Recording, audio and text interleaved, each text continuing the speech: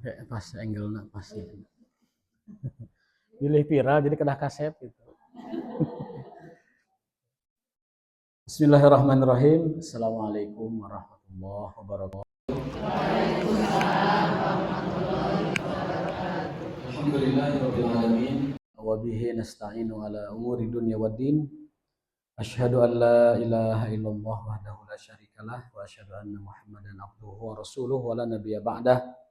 Allahumma fashalli wa sallim ala hadin nabiyil karim Muhammadin sayyidil awwalin wal akhirin al-mab'uthi rahmatan lil alamin wa ala alihi wa ashabihi wa man sara ala nahjihi ila yaumiddin. Amma ba'du. Allahumma subhanaka la ilma lana illa ma 'allamtana wa 'allimna ma yanfa'una wa zidna ilman. Rabbana atina fid dunya hasanah wa fil akhirati hasanah wa qina adzabannar. Ibu-ibu yang dimuliakan oleh Allah Subhanahu wa taala, ini sebagiannya ini wajah-wajah kenal ya. Wajah-wajah ini pondok Quran ya. Jadi kalau kata orang Betawi itu 4L ini. Lu lagi gitu. 4L ya. Alhamdulillah kita bisa bermuwajahah di tempat yang mulia ini, di masjid yang penuh berkah ini. Tadi saya dari kampus Imarat ya, selepas ngajar jam 3 ngopi dulu, kemudian nunggu asar, setelah asar langsung ke sini. Di jalan ulah geuning maribis ge, maribis biasana ibu mah sok tara ieu sok libur dengan sendirinya gitu. Meliburkan diri. Ya, tetapi ini hujannya juga tidak pasti ini gede atau kecil yang segitu. Di pajuan we bismillah. Di sini alhamdulillah ternyata ada gitu. Ya. Kalau nggak ada nanti saya pundung nanti. Pundung fisabilillah. Ada jihad fisabilillah, ada pundung fisabilillah. Tapi insya Allah ibu-ibu mah tidak akan pundung ya. Karena sebagaimana kata Nabi SAW, sebaik-baik wanita itu wanita Ansor. Nikmatin nisa, nisaul Ansor. Sebaik-baik wanita adalah wanita kaum Ansor. Wanita Madinah. Apa alasannya wanita Madinah disebut sebaik-baik wanita? Karena apa? Karena mereka itu semangat menuntut ilmu. Jadi poinnya bukan wanita Ansornya, tetapi poinnya adalah menuntut ilmunya itu. Rasul memuji, Rasul mengapresiasi, Rasul memotivasi kepada kita dengan mencontohkan wanita Madinah. Wanita Madinah kenapa disebut wanita-wanita terbaik? Karena semangat menuntut ilmu. Jadi ibu-ibu juga kalau punya semangat menuntut ilmu, hujan sekedik diterabas, cedem sekedik diterabas, kecuali hujannya hujan meteor atau hujan batu, dah hujan emas mah bakal kadir pasti. Pami hujan emas sanaos ageng oge kadi marantu nyiru biasanya. Anu nyiru, anu helm, anu waring segala macam. Ya, dan anggap wae hujannya hujan emas. Jadi semangat di sini. Kapungkur Ibnu Abbas kantos keliling-keliling di pasar ya. Dengan mengatakan begini, harayu ka masjid aya pembagian wasiat sareng warisan Rasulullah. Ka orang-orang Madinah anu di palasar, anu di tempat-tempat beraktivitas, harayu urang ka masjid aya pembagian tirkah warisan Rasulullah SAW. Nah, orang-orang teh brong ka masjid. Setelah di masjid malah ada tausiah. Orang bertanya, mana warisan Rasulullahnya kata gitu. Kata Ibnu Abbas, memangnya apa warisan Rasulullah? Warisan Rasulullah itu apa? Ilmu. Lam yuwaris dinaran wala dirhaman, walakin yuwarisul ilma. Al ulama warasatul anbiya, lam yuwarisu dinaran wala dirhaman, wa inama warasul ilma. Faman akhadahu faqad akhadha bihadzin wafirin. Sesungguhnya para ulama pembawa ilmu adalah pewaris Rasulullah. Mereka tidak mewarisi dari Rasulullah itu harta dan dinar dirham, tetapi yang mereka warisi adalah ilmu. Maka hari ini di masjid ini kita sedang berbagi warisan Rasulullah SAW. Mudah-mudahan itu menjadi berkah buat kita semua. Amin ya rabbal alamin. Tema hari ini tema yang sangat spesifik berkenaan dengan dzunubun istahanat bihan nisa'u. dosa-dosa yang sering dianggap remeh oleh wanita. Sebenarnya dosa itu di zaman sahabat itu tidak diklasifikasi dosa kecil, dosa ringan, dosa remeh, dosa gede. Mereka menganggap setiap dosa walaupun kecil itu seperti dosa besar. Orang kita menganggap dosa kecil seperti orang-orang sekarang menganggap dosa besar itu seperti dosa biasa. Orang dulu menganggap dosa kecil seperti dosa besar. Itu masalahnya. Orang dulu mah dosa sedikit aja menyesal dan taubatnya luar biasa. Orang sekarang dosa besar saja itu menganggapnya dosa kecil. Gitu. Ini yang ingin kita bahas, tidak melebar ke tema-tema yang lain tentang dosa. Cukup kita fokuskan dosa-dosa yang sering diremehkan oleh kaum wanita. Dan ini disclaimer dulu nih. Nanti kalau ada yang rada nyeredet karena mana, rada nyentuh karena asa, rada nyebret karena perasaan, mohon dimaklumi. Karena ini bukan tentang wanita saja, pria juga sama. Tapi kenapa dipauskan wanita? Karena kebanyakan yang begitunya itu wanita. Sebenarnya dosa nama, laki-laki dan perempuan sama. Tetapi kebanyakan dosa-dosa yang akan kita bahas ini, ada 10 dosa yang sering dianggap remeh, dianggap enteng oleh wanita. Kebanyakannya. Meskipun laki-laki juga kadang sama, tetapi kebanyakannya wanita. Mengapa ini tema penting?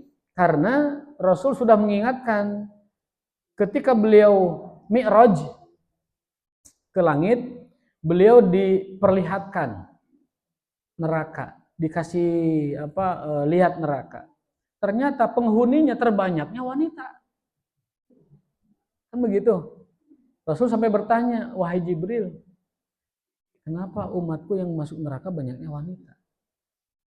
Kemudian disampaikan sebabnya. Lalu setelah itu sahabat juga besok hari setelah Rasul menjelaskan itu bertanya, apakah para wanita itu kufur kepada Allah? Kata Rasul, tidak, mereka beriman kepada Allah. Tetapi mereka seringnya itu kufur kepada pemberian suami. Jadi kufur nikmatna sanes ka Allah, tapi kufur nikmat ka suami. Ngaleleungit, tidak berterima kasih, teu nganuhunkeun. Tupperware salomari tapi nyebut itu aya wadah. Eta ngaleungit tah. Acuk teh Bu, mang lomari eta teh. Sanes hiji salomari, 2 lomari, 3 lomari. Tetapi nyebutna teh teu gaduh acuk, bade kondangan, padahal 3 lomari acukna. Tah eta namina ngaleungit. Kufur nikmat karena pemberian suami. Logikanya bagaimana? Logikanya Allah telah menitipkan rezeki ke suami. Lalu suami memberikan titipan itu kepada istri. Istri tidak berterima kasih kepada suami. Itu tandanya istri tidak bersyukur kepada Allah. Dalam hadis, man la yashkurun nas la yashkurullah. Orang yang tidak bisa berterima kasih pada manusia, dia tidak akan bisa berterima kasih kepada Allah. Itu logikanya begitu. Baik, yang pertama, kita upgrade-kan saja karena sampai jam 5 waktunya ya. Dipercepat saja. Ada pertanyaan, silahkan disimpan, nanti ditanya di akhir. Yang pertama, dosa yang sering diremehkan wanita itu adalah at-tabarruj wa idharu zinati amamal ajanib. Yaitu apa? Sering berdandan berlebihan. Berias berlebihan. Kemudian memakai parfum berlebihan. Dan gaya yang mengundang perhatian. Ini dosa yang biasa dianggap remeh oleh wanita. Dandan, skincarean, kemudian make off, kemudian apalagi make over ya maksudnya. Make off mah atau off selesai atunya, make over. Kemudian juga pakaian. Sehingga gayanya itu menarik perhatian. Nah, itu dosa pertama yang paling banyak dilupakan, diremehkan maksudnya oleh kaum wanita.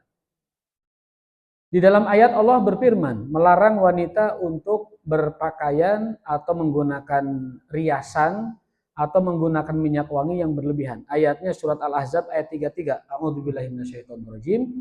Wala tabarrujna tabarrujal jahiliyatil ula. Wahai sekalian wanita, janganlah kalian tabarruj, berhias. tabarrujal jahiliyah, seperti orang-orang jahiliyah dulu berias. Jadi kalau berias itu sewajarnya, seperlunya, sekedar menjaga keindahan dan kesehatan wanita, itu silahkan.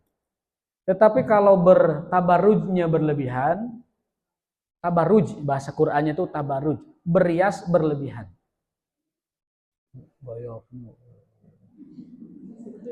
Alis itu udah bagus ciptaan Tuhan, tapi manusia tidak puas. Alis ciptaan Tuhan direvisi, Bu. Diedit sama dia. Oh. Ya diedit gitu. Itu alis sudah buatan Allah tuh sudah sempurna, itu sudah bagus. Tapi diedit, Bu. Itu namanya apa? Tabaruj, ya. Bibir itu sudah anugerah Allah, anugerah Tuhan, itu sudah sempurna. Tapi lagi-lagi direvisi bibirnya. Dilukis ulang bibirnya. Nah, Allah melarang wanita bertabaruj, berias, berdandan secara berlebihan. Ya. Hari berangkat garelis, hari tos sholat biasa wae, ternyata luntur ku wudu. Jadi si periasannya itu luntur sama wudu. Berarti kan tidak asli. Yang kedua, larangan dosa yang sering dianggap remeh wanita, yang kedua itu adalah at-ta'atur indal khuruj. Memakai wangi-wangian yang mengundang hasrat lelaki. Memakai wangi-wangian keluar rumah yang mencolok. Itu dilarang, Bu. Tidak boleh wanita itu menggunakan wewangian parfum yang kalau dia berjalan orang belakangnya tuh ngabayangkeun nu sanes-sanes akhirnya tuh si yang ngecium baunya tuh. Kadang kita naik motor tiba-tiba disalip selebring. Itu wanginya tuh akhirnya kita menghayal kemana-mana kaum laki-laki ini. Menghayal kemana-mana. Tentunya menghayal yang tidak baik begitu. Jadi itu kata Nabi SAW, saya bacakan hadisnya ya. Wanita yang memakai parfum lalu melewati kaum laki-laki agar mereka mencium baunya, maka wanita itu adalah pezina. Barang siapa yang keluar rumah menggunakan parfum minyak wangi, keluar sengaja supaya baunya itu dicium oleh orang-orang, kata Rasul, fa'lam anna hazaniyah, ketahuilah dia itu pezina. Kata para ulama, maksud dari pezina di situ bukan vonis zina, bukan. Tapi dosanya seperti pezina. Bukan vonisnya, bukan. Rasul mengatakan itu maksudnya adalah dia itu kelakuannya dan dosanya seperti pezina. Kenapa? Karena membangkitkan syahwat orang lain yang awalnya mungkin tidak bersyahwat. Ya. Kita tahu sendiri kelemahan laki-laki itu di penciuman. Kalau dia sudah mencium, udah itu, oleng langsung. Lupa kendali, lupa kontrol. Sehingga tingkah lakunya kayak bocah, kayak orang tolol. Laki-laki kalau sudah muncul hasratnya itu kayak orang bego. Jadi tidak bisa mengendalikan dirinya. Maka bahaya. Untuk itu hal-hal yang sekiranya membuat laki-laki itu tergoda, dihindari. Bantulah laki-laki untuk tidak berhasrat bukan pada tempatnya. Kata Rasulullah SAW, kalau kalian melihat wanita menggunakan parfum atau wewangian keluar rumahnya untuk cium baunya oleh orang lain, kata Rasulullah, fa'lam anna hazani, ketahuilah dia itu adalah pezina. Bukan pezina vonis, bukan vonis zina, tetapi dosa dan kelakuannya seperti pezina. Yang ketiga, al-ghibatu wan namimatu wa khosatan fit tajamu'atin nisaiyah. Yang ketiga adalah ghibah dan namimah. Itu dosa terbesar wanita yang sering diremehkan oleh mereka, yaitu ghibah. Apa itu ghibah? Ghibah itu, Bu, definisi ghibah itu adalah menceritakan tentang kekurangan orang lain tanpa dia ketahui. Jadi gibah itu bicara fakta. Fakta yang ada pada orang lain dan dia tidak mau mendengarnya, lalu kita obrolkan, itu gibah. Tapi kalau kita ngobrolin tentang orang lain yang tidak ada padanya, itu jatuhnya fitnah. Ya. Gibah adalah ngomongkeun batur anu nyata aibna. Kalau tidak ada nyata aibnya pada dia, jatuhnya fitnah. Fitnah dan gibah itu dua-duanya dosa besar. Dosa yang serius begitu. Misalkan teman kita, mohon maaf, pernah terlihat auratnya tidak sengaja, itu kan aib dia. Lalu kita obrolkan, oh ibu anu gini, terlihat auratnya gini. Kejadiannya benar, nah itu namanya gibah. Tapi kalau kejadiannya tidak benar, diceritakan, itu namanya apa? Fitnah. Dan fitnah itu lebih serius dari gibah. Dan gibah itu dosa yang sulit ditaubati, Bu. Satu, karena nggak kerasa. Yang kedua, taubatnya itu susah. Minta dihalalkan dari yang digibahin. Coba gimana, Bu? Ibu ngegibahin, kita gibahin orang, lalu kita bertaubat. Allah sudah terima taubatnya, tapi orang itu belum terima. Sementara dosa dengan manusia itu ada syarat tambahan, harus minta dihalalkan. Yang mencuri, kembalikan curiannya. Yang korupsi, kembalikan korupsinya. Yang memukul, diminta dihalalkan pukulannya, kalau enggak dibalas.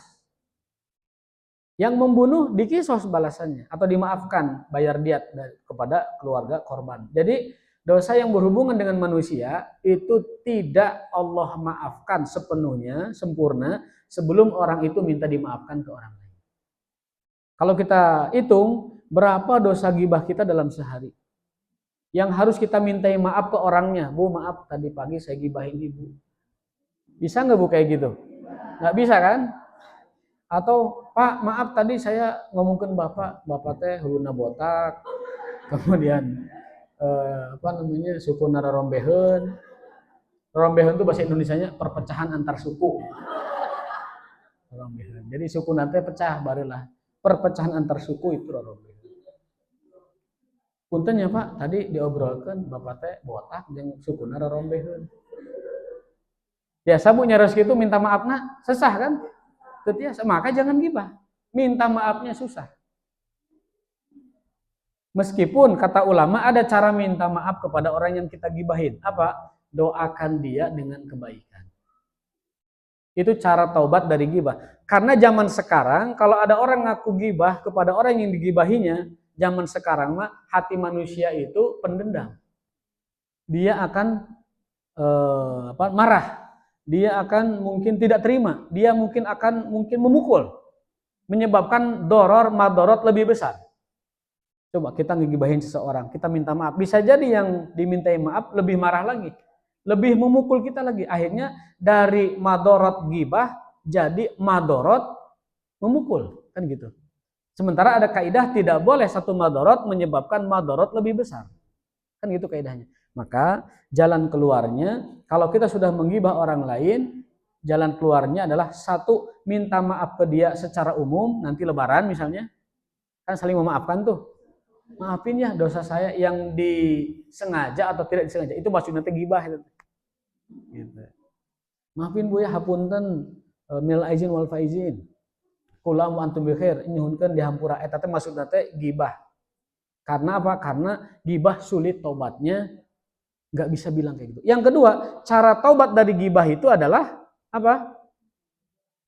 Mendoakan yang baik. Jadi kalau tadi pagi kita menceritakan Bapak eta huluna buleneng, maka langsung Allahumma barik lahu fi malihi wa ahli. Ya Allah, berikan dia keberkahan dalam harta dan keluarganya. Ya Allah, berikan dia kesuksesan dalam karirnya. Ya Allah, tumbuhkan rambutnya. Lamun buleneng. Kan gitu. Jadi cara taubat dari gibah itu mendoakan yang kita gibahi dengan kebaikan. Ya. Ataupun kita sudah menggibah siapa, minta keberkahan, minta kebaikan, minta kesuksesan, ya. Cara taubat dari gibah. Yang kedua, namimah, bukan kedua, maksudnya poin ketiga itu gibah dan namimah itulah. Namimah mah menggadu domba, Bu. Jadi berbicara yang tidak baik tentang seseorang kepada si A, lalu berbicara tentang seseorang kepada si B, dua-duanya tentang keburukan. Sehingga si A dan si B jadi musuhan. Datang ke cening si eta si Iroh teh nyebat cening si teh buntel kadut misalkan gitu kan. Nyari teka dia bu, eta si Iroh teh aduh parah bu. Nyebatkan ibu teh saurna teh kudung nanti gelung nanti juga ban Vespa coba. Nah gitu. Akhirnya bermusuhan kedua orang. Bermusuhan. Si Cening si jeung si Iroh bermusuhan. Gara-gara kita itu namimah. Namimah itu ngadu domba. Di dalam hadis Rasul bersabda, ada dua orang yang sebelum disiksa di akhirat, di neraka, disiksa dulu di kuburan. Ada dua orang yang sebelum disiksa di neraka, disiksa duluan, DP dulu tuh siksanya tuh. Di alam kubur. Siapa? Itu orang yang kalau kencing tidak toharoh, tidak bersuci. Yang satu lagi, orang yang namimah, ngadu domba orang lain. Itu sebelum disiksa di neraka, di DP-an heula disiksa di alam kubur. Jaba alam kubur teh bukan waktu yang sebentar. Nabi Adam saja di alam kubur tos 7.000 tahun. Nabi Musa di alam kubur tos 5.000 tahun. Nabi Muhammad, Nabi Isa di alam kubur tos 2025. Kan Masehi kan? Nabi Muhammad di alam kuburnya sudah 1448 tahun. Jadi alam kubur teh bukan alam yang sebentar. Alam kubur itu lama. Menanti kita menuju kiamat itu entah ribuan tahun, entah berapa ribu tahun, lama pokoknya. Jangan sampai di alam kubur sebelum kita masuk penghitungan hisab dan mahsyar kita diazab duluan. Orang lain enggak diazab, di kuburnya istirahat, kita kena azab. Dan dosa alam kubur itu yang kena azab itu ada dua penyebabnya. Satu ngadu domba, yang kedua kencing tidak bersuci. Maka tolong sampaikan kepada bapaknya, suaminya, anak laki-lakinya dan siapapun, karena biasanya laki-laki ya suka kencing sembarangan kemudian tidak toharoh. Padahal Islam sudah semudah mungkin untuk mensucikan dirinya. Kata Rasulullah SAW, toharoh itu kan ada dua, ada istinja pakai air, ada istijmar pakai selain air. Kedudukannya sama. Tidak saling menghilangkan. Artinya kalau ada air boleh, kalau ada selain air juga boleh. Kalau tidak ada air juga boleh pakai benda selain air. Kalau tidak selain boleh pakai. Jadi dua-duanya itu adalah dibolehkan. Cara bersuci dalam Islam toharoh itu ada dua, ada istinja pakai air, ada istijmar selain air. Selain air itu apa? Bisa dengan tisu, bisa dengan batu, bisa dengan kayu, bisa dengan daun, bisa dengan hal apapun lah selain tulang dan juga kotoran hewan. Itu dalam Islam dibolehkan kita bersuci selain pakai air. Kedudukannya sama. Meskipun pakai air terlihat lebih bersih, pakai selain air terlihat mungkin rada rambetek sekedik, tapi itu sah secara hukum. Ya rambetek kan tidak sebersih air kan? Itu dibolehkan. Nah, ibu terang bahasa Sunda mah ketawa. Ya. Jadi itu suci sama dengan air. Yang paling sempurna adalah toharoh dua-duanya.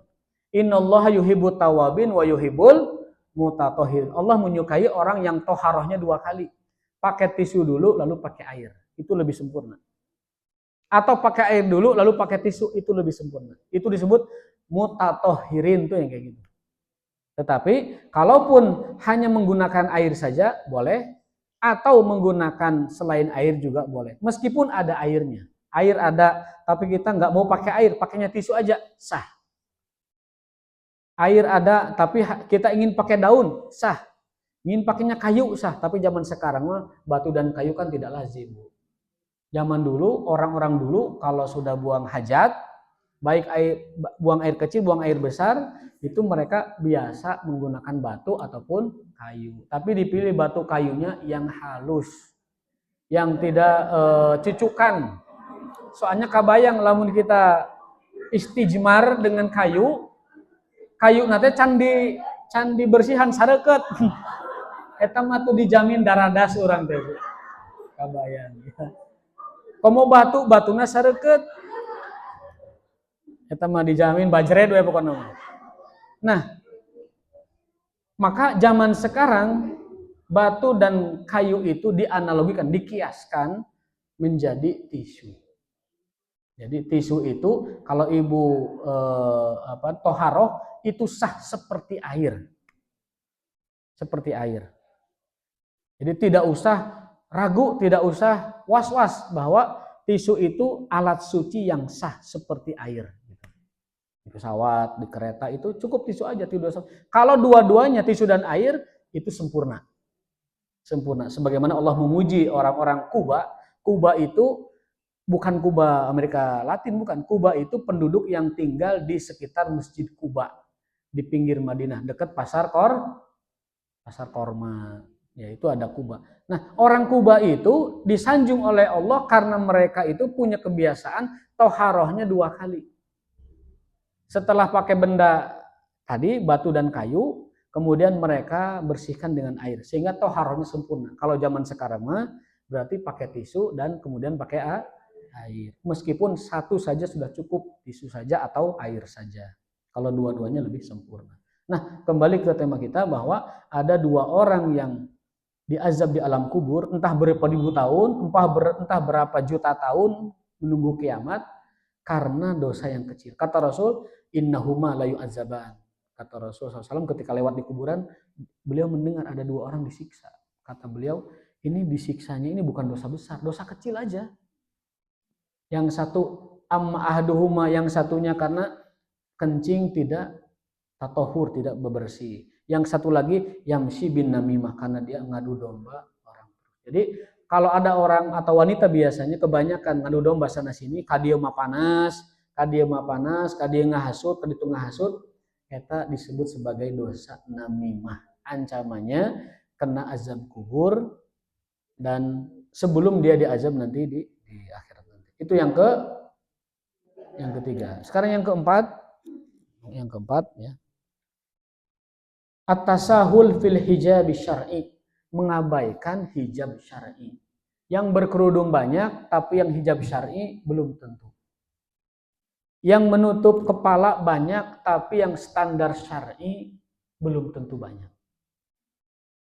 Dan Rasul sudah mengingatkan nanti akan datang di akhir zaman ya, perempuan-perempuan yang berjilbab tapi telanjang. Berkerudung, berpakaian tapi telanjang. Kasiyatun ariyat. Kasiyat itu berbaju, ariyat tapi telanjang. Dan mereka itu disebutkan oleh Nabi SAW, aku melihat ada orang yang disiksa di neraka, tapi modelnya belum aku lihat di zaman ini. Aku melihat orang-orang disiksa di sana, tapi kok bentukannya nggak ada di zamanku. Orang-orangnya. Ternyata siapa mereka? Satu orang yang suka memukul dengan pecut, ya, orang mukul orang lain gitu, tanpa sebab, tanpa hukuman dia pukul aja. Yang kedua adalah tadi perempuan yang berbaju tapi telanjang. Kata Nabi, aku lihat mereka di neraka, padahal di zamanku belum ada orangnya. Berarti adanya di akhir zaman, di zaman kita ini. Banyak orang yang berkerudung, menutup badannya tapi telanjang. Ibu contoh paling mudah itu di Facebook, Bu. Di reel Instagram, di Facebook, di short YouTube itu banyak wanita-wanita yang menutup dirinya pakai kerudung, pakai pakaian tetapi tadi membentuk ketat ya, kemudian menjiplak ya. Pokoknya mah muncul nanti Ustaz Dasad Latif mah dilihat dosa, nggak dilihat lebar gitu. Orang bagus gitu. Nah, jadi yang paling penting adalah dijaga oleh ibu. At-tasahul, menggampangkan atau mengabaikan fil hijab syar'i, hijab yang syar'i. Bagaimana hijab syar'i itu? Hijab syar'i itu adalah satu, menutup aurat, yang kedua tidak membentuk tubuh, dan yang ketiga apa? Sopan secara tradisi.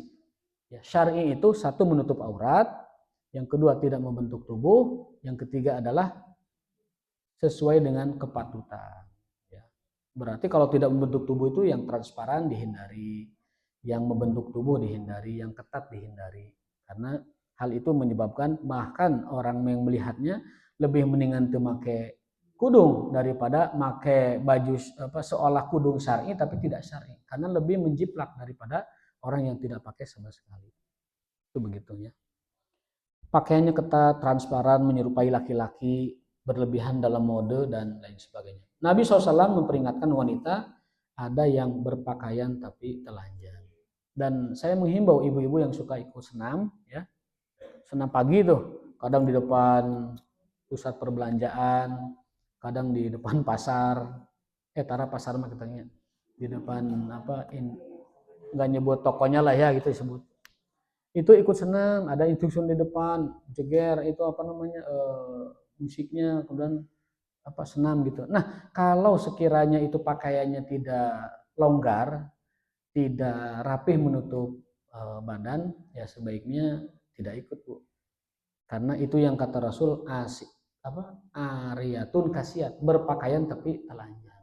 Kalau ibu ikut senam seperti itu, pakai bajunya yang gombrang, yang lebar, yang tidak membentuk tubuh, apalagi kalau lagi gerakan masa depan, itu membuat laki-laki yang naik motor berhenti dulu itu. Waduh, yang lagi. Jadi gerakan masa depan tuh gerakan yang muter itu loh. Gerakan yang muter. Jadi Rasul mengingatkan wanita akhir zaman nanti itu berpakaian kerudung tapi seperti tidak berpakaian. Ya, hakikatnya telanjang, hanya dibungkus oleh pakaian yang ketat begitu. Yang kelima, ya, saya tidak melarang senamnya, Bu, silakan senam sehat itu. Sehat walafiat itu senam, ya. Tetapi pakaiannya jangan yang membentuk tubuh, jangan yang ketat. Pakai kerudungnya yang gombrang, pakai celananya yang gombrang sehingga orang yang lagi naik motor tidak perlu menoleh. Tapi kadang acara-acara seperti itu nu ngalala juan teh aki-aki. Jadi ibu-ibu nanti lagi senam, di belakang teh aya kursi, aki-aki terkir. Mungkin dia mengingat masa lalunya mungkin. Kalau saya masih muda, disikat semua ini kayaknya. Itu laki-laki. Jadi laki-laki geus aki-aki ge angger hoyong ningali. Kemudian abdi masih pemuda, jago ringkas, sehat walafiat, mata bengras keneh, wow.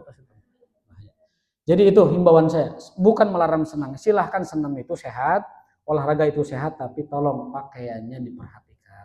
Karena kata Rasul, aku melihat ada wanita yang disiksa di neraka, belum ada di zamanku. Apa mereka? Kasiatun ariyat, berpakaian tapi telanjang. Yang kelima, nah ini juga ini kebiasaan ibu-ibu nih. Maksiatu zauj fi ghairi maksiatillah. Durhaka pada suami dalam perkara yang bukan maksiat kepada Allah. Kita boleh menentang suami, kita boleh menolak perintah suami dalam hal maksiat kepada Allah. Tapi dalam hal yang tidak maksiat kepada Allah, istri mutlak wajib taat pada suami. Ada seorang wanita datang ke, ya Rasulullah, suamiku itu kasebeleun. Jadi wanita ngadu ke Rasul, kasebeleun. Rasul tahu yang diadukan wanita itu bukan urusan yang sifatnya maksiat kepada Allah. Apa jawaban Rasul? Man anti? Anda ini siapa? Fa innahu jannatuki wa nurki. Suami kamu adalah surga dan nerakamu. Jadi ada sahabiat, ada sahabat wanita di zaman Nabi mengadu kepada Nabi tentang suaminya, nupi kasebeleun. Tapi pika sebenarnya bukan urusan agama, bukan kepada suaminya teu salat, bukan pada suaminya berbuat maksiat, bukan, tapi urusan biasa lah, urusan yang wajar dalam rumah tangga. Apa kata Nabi? Kamu ini siapa? Kamu tidak tahu kedudukan suami. Suami kamu adalah surgamu dan nerakamu. Maka wanita itu tidak jadi baheud, akhirnya pulang minta maaf ke suaminya. Itu di zaman Nabi SAW. Jadi saha wae lalaki nabu ulah dikata misalkan sote lamun suamina teh orang soleh, enggak ada catatan itu, enggak ada syaratnya wanita suami soleh, enggak ada. Semua suami mau soleh mau tidak soleh wajib ditaati dalam perkara yang tidak maksiat kepada Allah. Gitu ya. Bahkan kata Rasulullah SAW, andaikan orang itu boleh sujud pada manusia, ya, lau kuntu amiran, andaikan aku boleh menyuruh orang an yasjuda ahadun, ya, li ahadin sujud seorang pada orang lain la amartu al imrah, aku akan perintahkan para istri sujud pada suaminya. Andaikan boleh ada yang sujud pada manusia, niscaya itu adalah sujudnya istri pada suami. Tapi sayangnya tidak boleh ada sujud manusia ke manusia. Jadi ibu nggak boleh sujud ke siapapun, bahkan ke orang tua tidak boleh sujud. Ke ibu, ke ayah nggak boleh posisi bersujud nggak boleh. Jadi cium tangannya, cium keningnya, kemudian rendahkan diri kita, tetapi tidak dengan posisi bersujud. Karena as-sujudu lillahi wahdah. Sujud itu, posisi bersujud itu hanya khusus untuk Allah Subhanahu wa taala. Kata Rasulullah, andaikan boleh orang sujud, maka istri itu sujud pada suami. Tapi kan tidak boleh. Saking beratnya hak suami pada istrinya. Dan Rasul memberikan motivasi bagi para wanita yang mentaati suaminya. Apa kata beliau? Seorang wanita yang mengerjakan sholat 5 waktu, nggak usah sholat sunnahnya 5 waktu aja. Ayu mamra'atin sholat khamsaha, sholat 5 waktu. Wa shomat sarha, puasa Ramadan. Anu sunnah mah tekedah wios, tesawios. Ramadan we. Wa hasunat farjaha, dan dia menjaga kehormatan. Wa ata'at ba'laha, mentaati suaminya. Mentaati suaminya. Ya. Apa kata Allah Ta'ala? Kilalah akan dikatakan padanya, udkhulil jannah min haitsu syi'ta. Masuklah kamu, udkhulil jannah min haitsu syi'ti. Masuklah kamu ke dalam surga dari surga manapun, pintu manapun yang kamu inginkan. Jadi wanita itu gampang masuk surganya. Wanita yang dirindukan surga itu adalah wanita yang taat pada suami dalam perkara yang bukan maksiat kepada Allah. Ya. Kalau laki-lakinya suaminya maksiat kepada Allah, kaidahnya hadis Nabi, tidak ada ketaatan pada maksiat kepada Allah. La ta'ata li makhluk fi maksiati al khaliq. Mun urusan maksiat mah tidak ada istilah taat. Harus dilawan. Dilawan bukan berarti diberontak, tetapi diingatkan bahwa apa yang kamu lakukan itu dosa. Apa yang kamu lakukan itu menentang Allah Subhanahu wa taala, diingatkan, tapi tidak boleh diberontak. Nah, wanita yang mentaati suaminya, Allah jamin dia akan dimasukkan ke dalam surga dari manapun yang dia inginkan. Mau masuk surga apapun dipersilahkan. Jadi nanti di akhirat itu ditanya ke malaikat, "Neng, badai surga nu mana?" Mangga dipilih. Nah, itu dia mau milih yang mana silahkan. Karena memilih pintu surga itu artinya memilih surga itu, kan begitu. Nah, ini penting buat para istri bahwa meskipun mereka disebut sebagai penghuni neraka paling banyak, tetapi mereka juga adalah makhluk Allah, hamba Allah yang paling mudah ke surganya. Cukup sholat 5 waktu, tekedah sunnah. Cukup puasa Ramadan, tekedah puasa sunnah. Tapi taat kanu jadi caroge. Itu Allah mempersilahkan dia masuk surga dari manapun yang dia inginkan. Durhaka pada suami dalam perkara seperti misalnya sering membantah, contohnya ya, sering membantah. Nah, itu sifat ibu-ibu kayak gitu, Bu. Jadi pokoknya mah suami teh pasti salah we pokoknya. Ya. Lelaki itu bagi perempuan pasti salah gitu. Dan kemudian dia harus selalu dibenarkan. Asalkan itu kehidupan yang normal tidak masalah, tetapi kalau dalam perkara yang serius dia membantah terus pada suaminya, ya ini adalah bagian dari kemaksiatan kepada Allah SWT. Ibu-ibu kalau taat pada suami dapat pahala 2. 1, taat kepada Allah yang nyuruh taat pada suami. Yang kedua, berpahala mentaati suami. Jadi pahalanya double. Istri yang taat sama suami. Taatnya dalam kebaikan. Kalau suaminya nyuruh buka lepas jilbab, nggak boleh ditaati. Harus dilawan. Dilawan dalam arti kata memberikan hujah yang benar. Bahwa Kang, Anda melanggar atau melawan Allah Subhanahu wa taala. Tapi kalau perintahnya baik, wajib ditaati. Atau meremehkan kewajiban rumah tangga. Itu juga sama dalam hal maksiat kepada suami gitu ya. Meremehkan urusan rumah tangga. Contohnya apa? Sibuk nyeblak, sibuk memotoran, ari anak terbengkalai. Sibuk memuturan. Kemudian kesana kemari pokoknya jeung teman-temannya kongkow. Kemudian touring, kemudian healing, kemanapun lah bermain. Tetapi kewajiban rumah tangga diabaikan. Ya.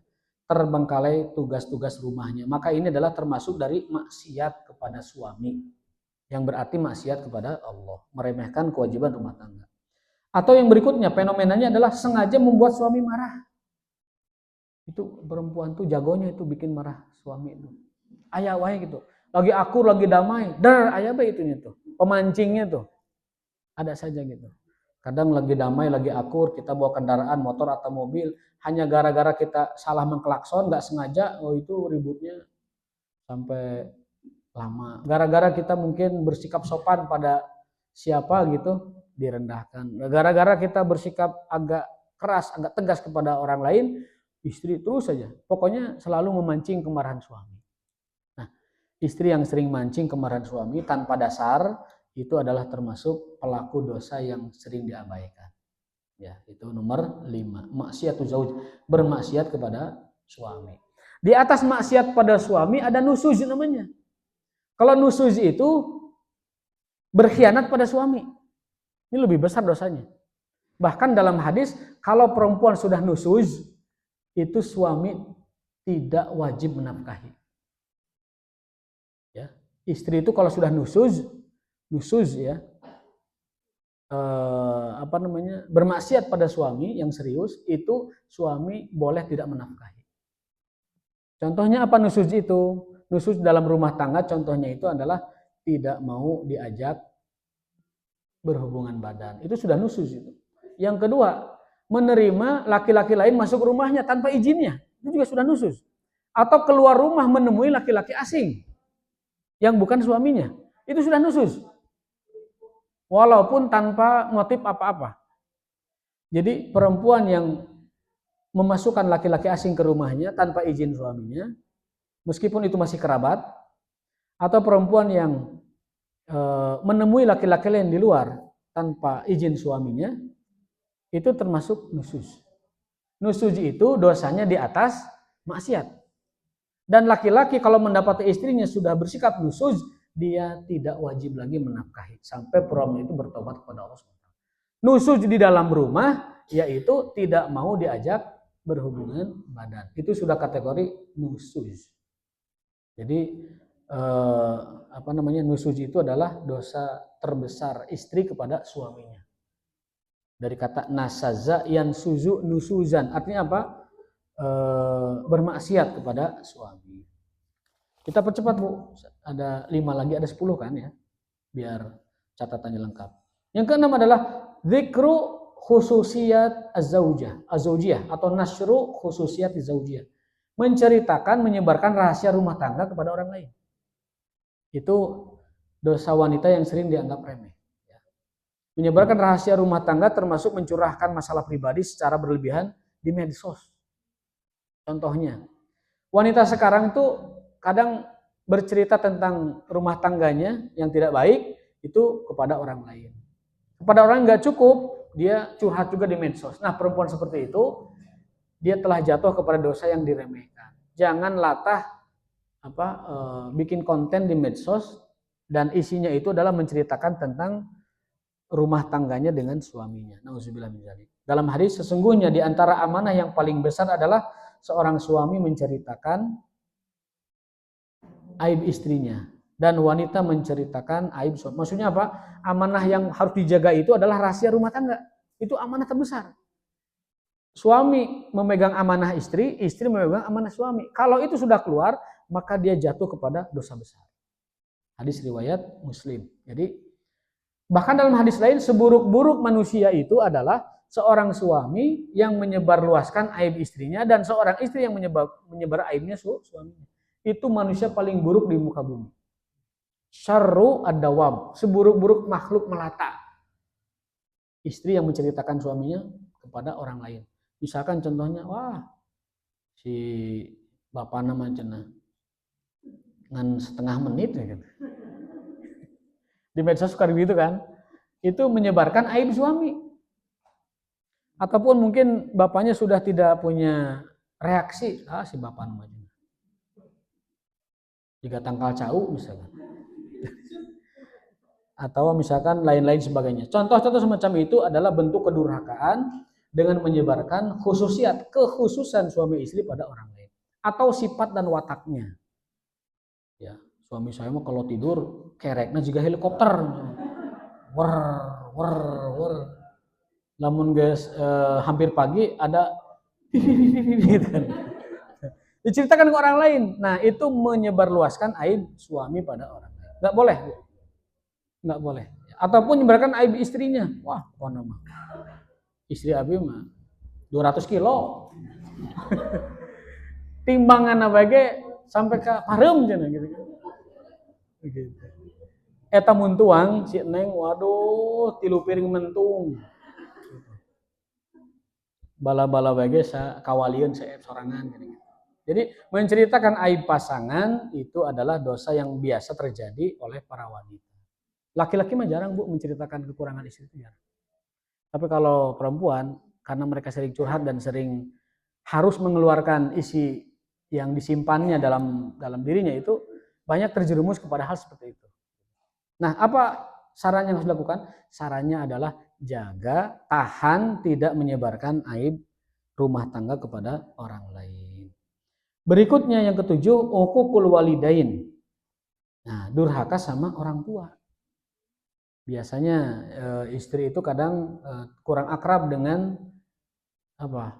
ibunya sendiri kadang. Kadang kurang akrab dengan mertuanya yang perempuan. Jadi itu hal yang sering terjadi pada wanita. Durhaka pada orang tua, terutama sikap kasar kepada ibu sendiri kadang, atau ibu mertua.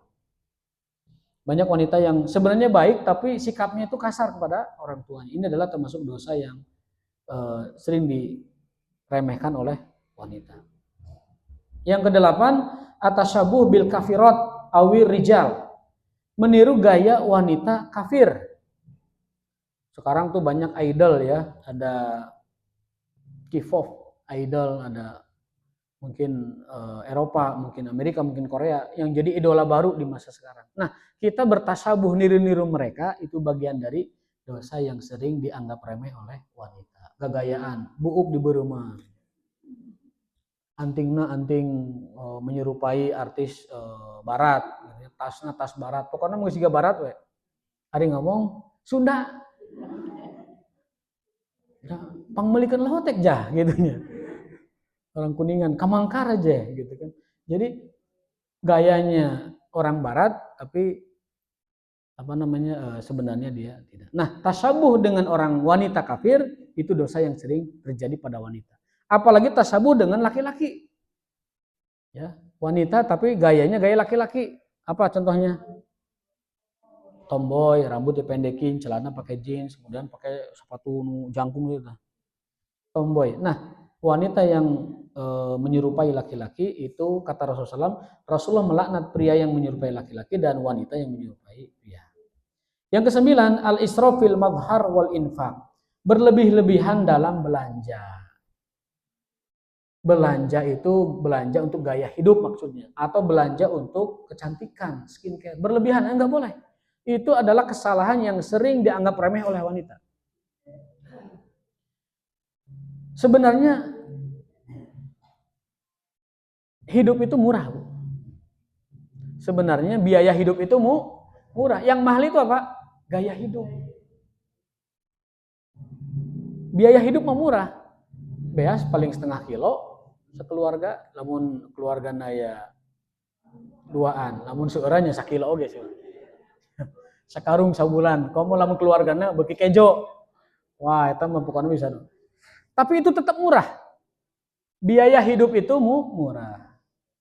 Sangu mentung peda sahulu sewang ya, zaman baheula kan cukup. Taruh zaman sekarang rencang atau lain sebagainya cukup. Biaya hidup itu murah. Tapi yang mahal gaya hidup. Pengen mobil yang paling mewah, kalau tas yang paling mahal, kalau sepatu yang paling branded, kalau baju yang paling bermerek. Padahal kata Rasulullah, ini batasan kita belanja nih Bu, batasan shopping nih, ingat.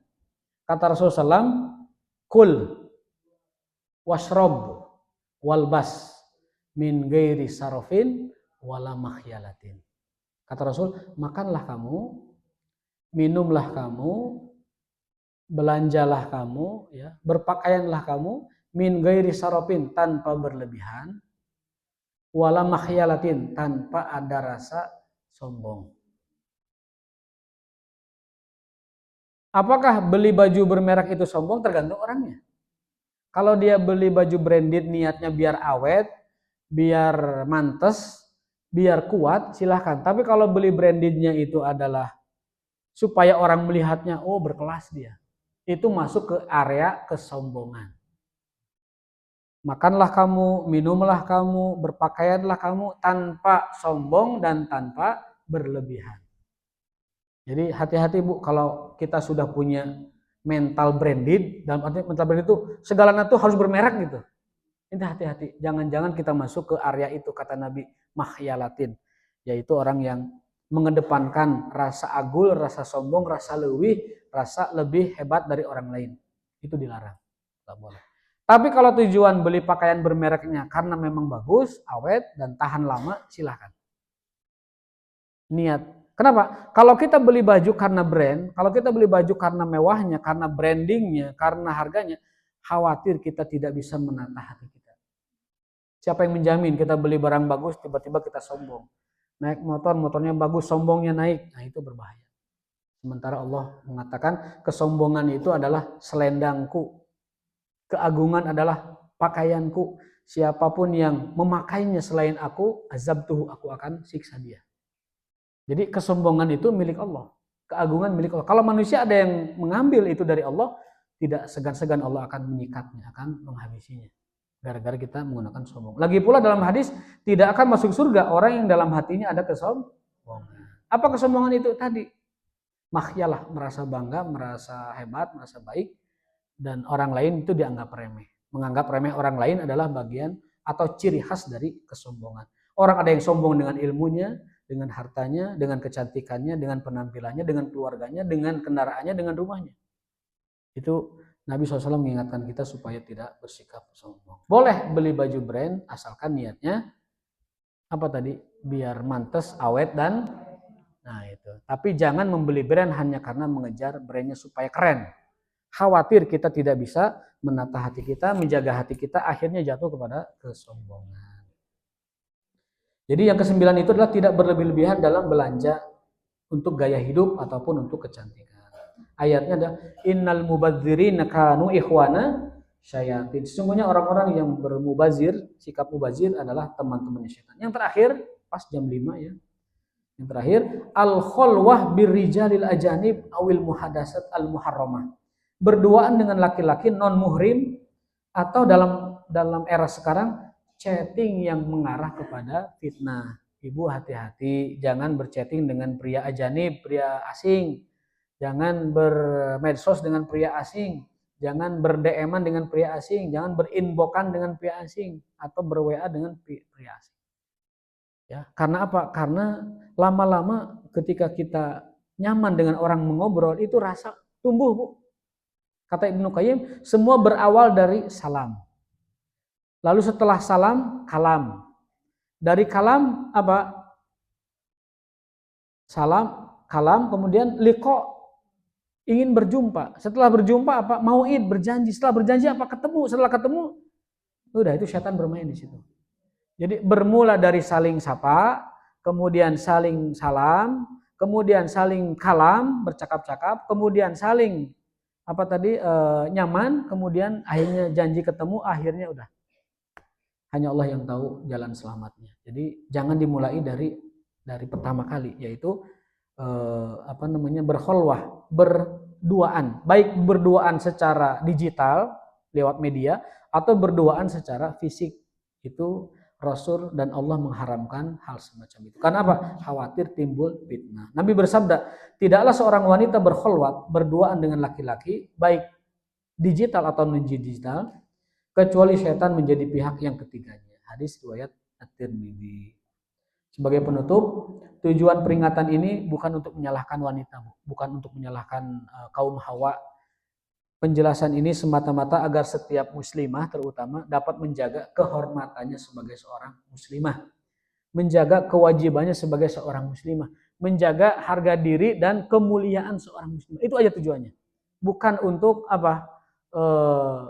memponis, apalagi menunjuk, apalagi menyudutkan kaum muslimah. Sama sekali bukan. Tujuannya adalah semata-mata agar kita sebagai kaum muslimah berizah atau punya harga diri, punya kehormatan, dan Allah menganggap dan memandang kita sebagai wanita yang mulia, yang pantas dirindukan oleh surga Allah Subhanahu wa taala.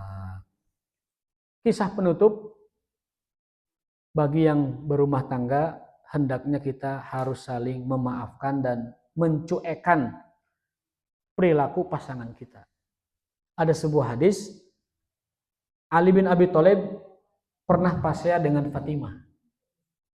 Ali bin Abi Thalib, menantunya Nabi, pasya dengan Fatimah, putri Nabi. Kan kita sering berdoa, ya Allah, kuatkanlah hubungan mempelai ini yang baru nikah nih. Ya Allah, jadikanlah mempelai ini saling mencintai seperti Fatimah dan Ali, seperti Yusuf dan Zulaikha, seperti Sulaiman dan Balkis, begitu. Nah, ternyata Ali bin Abi Thalib itu pernah pasya dengan Fatimah Az-Zahra. Karena Ali itu orang soleh, pundungna minggatna teu jauh ka masjid, Bu. Jadi pasya di bumi, minggat ke masjid Ali bin Abi Thalib. Ngaringkuk di masjid. Jadi orang soleh mah minggat nanti mau jauh paling ke masjid. Orang soleh, orang alim, orang yang menjaga agamanya, mun pundung, mun minggat, tara jauh pasti ke masjid. Nah, Rasul datang berkunjung ke rumah putrinya, Fatimah. Wahai Fatimah, kemana suamimu Ali? Kata Fatimah, menuju pasya, Pak. Oh gitu. Ali mah paling di masjid. Akhirnya Rasul memanggil pemuda yang lagi lewat, jangan dia pangningalikeun. Ali aya henteu di masjid, pangningalikeun. Setelah dilihat ternyata betul Ali lagi ngaringkuk di masjid tidur. Rasul samperin, Ali bangunlah, temui istrimu. Sejak itu Ali berdamai lagi dengan Fatimah. Artinya apa? Yang namanya rumah tangga, sekali Ali dan Fatimah pun ada konfliknya. Tetapi yang perlu dicatat adalah kalau kita punya masalah, jangan lari ke siapapun, larilah ke Allah. Lari ke masjid, tafakur dan ta'abud di masjid, atau disampaikan kepada orang yang sekiranya bisa menyelesaikan masalah. Jangan menyebarluaskan rumah tangga kepada orang lain. Aku qouli hadza wa astaghfirullah li wa lakum. Jika ada pertanyaan kita buka 1 atau 2 pertanyaan. Jika tidak kita cukup sampai di sini. Gimana Bu, ada yang tanyakan?